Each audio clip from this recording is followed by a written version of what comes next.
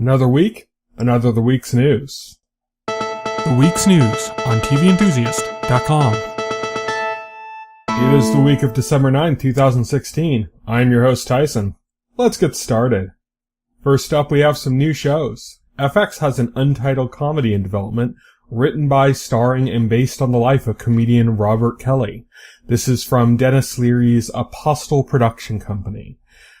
Speaking of untitled projects, NBC has a legal drama in development with Willie Garrison of White Collar to play a paralegal and former foster child. This is written by Allison Feltz of The Firm and is based on a story by Garson. Hellmart is a new series coming to the CW. It is a dramedy about a purgatory-esque department store. It comes from Ben and Dan Newmark of Gigi Does It. The Woods is a new series in development at Sci-Fi about a high school campus that suddenly vanishes and reappears with everyone in it in the thick of the woods of a distant moon. It is based on the comic by James Tynion IV and Michael Dionysius. It is written by Michael Armbuster of Beautiful Boy, and Brad Payton of San Andreas is set to produce and direct the series. Superstition is a new series in development at Sci-Fi as well. This one comes from Mario Van Peebles, his MVP TV subdivision. Peebles will also write, direct, and star in some installments of the series. Joel Anderson Thompson of Battlestar Gallactica is set to run the series, and the series is about the family who owns a funeral parlor in a small town in New Orleans that is central to supernatural events. Tony Take the Wheel is a new series in development at CBS, created by, produced by, and starring comedian Cedric the Entertainer. It is a multi-camera comedy about two brothers. Strike Back is going to have a reboot on Cinemax. This is a reboot of the British military action drama series Strike Back, which also aired on Cinemax previously. This new series continues after the events of the last series, but with a new cast. Down in the Valley is a new series in development at ABC. It is a darkly comic crime drama from David Posamentier and Jeff Moore of Better Living Through Chemistry. It is about a female police officer who returns to her family in Napa Valley after her sister's disappearance.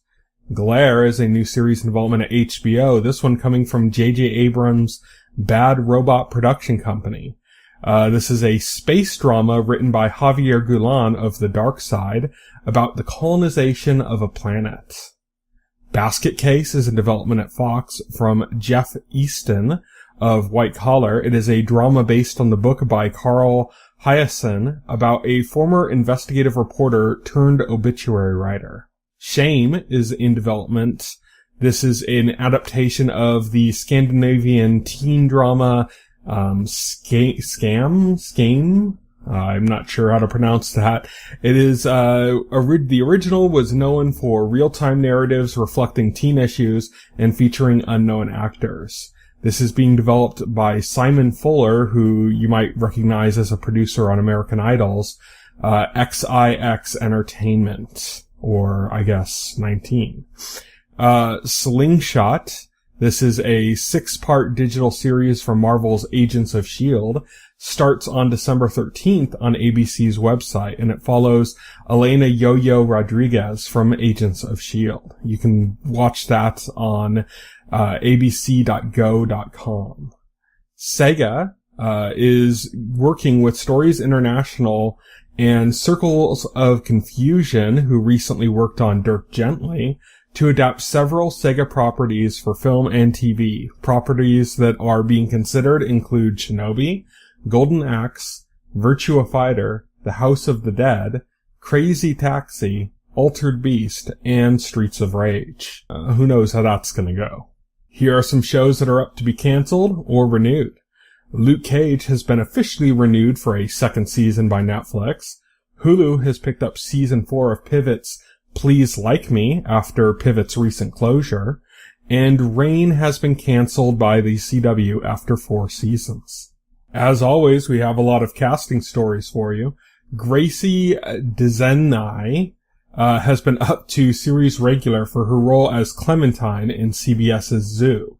Elizabeth Ho of Rake has joined Netflix's pot comedy Disjointed as an overachiever trying to medicate herself to a calmer state. UFC boss Dana White has confirmed that Irish MMA star Conor McGregor will indeed have a small role on Game of Thrones, potentially as a pirate. Jake Weber of Tyrant is set to play Brett O'Keefe, an alt-right anarchist in Showtime's Homeland. Adam Bartley of Longmire has been cast in This Is Us as Duke, a worker at a local horse stable who helps Kate when she is at a low point. Alex Meraz from Suicide Squad has been cast in Animal Kingdom as Javi Cano, a dangerous man with a connection to Smurf. Anne Marie Johnson of Castle has joined the cast of Wet Hot American Summer 10 years later as Burkhart, a lawyer. Matthew McNulty from the Musketeers has been cast as a lieutenant in the HMS Terror in AMC's The Terror. Annie Wersching of 24 has joined Timeless as the reclusive Emma Whitmore, who has a connection to Flynn. James Callis, who we all know from Battlestar Galactica, has joined the cast of 12 Monkeys as a time traveler raised throughout time by the army of the 12 Monkeys. Mark Johnson of Peppermint has joined the cast of Seth MacFarlane's space set dramedy series Orville. Kirk Acevedo of Fringe has joined Kingdom as a former fighter and current coach in the MMA drama. Mike Dopud from X-Men Days of Future Past has been cast in Power as Jason Mikic, the leader of a large cartel. Jess Salgueiro of Channel Zero has joined The Strain as Ronalinda, who is held prisoner in a medical ward. Christopher Gorham of Covert Affairs has joined Two Broke Girls as Bobby, a possible love interest for Caroline. Mido Hamada from Terra Nova and Kenneth Choi from Captain America the First Avenger have joined the cast of Star's Counterpart, Hamada as Counterintelligence Officer Cyrus and Choi as Strategy Director Bob Dwyer. Scott Buck, the showrunner for the upcoming Iron Fist, will also be acting as showrunner on ABC's Inhuman series. John Harmon Feldman of No Ordinary Family has exited Designated Survivor as showrunner. He will be replaced by Jeff Melvoin of Army Wives. Netflix in the news, their content chief, Ted Sarandos, says they have 30 scripted originals currently and will double that number in 2017. He also said that they would launch 20 unscripted originals in 2017. They have a budget of around $6 billion for the year. HBO in the news, Time Warner CEO Jeff Books, who Time Warner owns HBO, has declared that they will increase HBO's budget to reflect the stronger competition they are now facing. We're not spending our programming money on library content, he says. We're doing original shows. Star's sale to Lionsgate is now being finalized as Star's shareholders endorse the deal. Starz is being sold to Lionsgate for a reported $4.4 billion in cash and stock. And Twitter has released their top trending shows of 2016 list.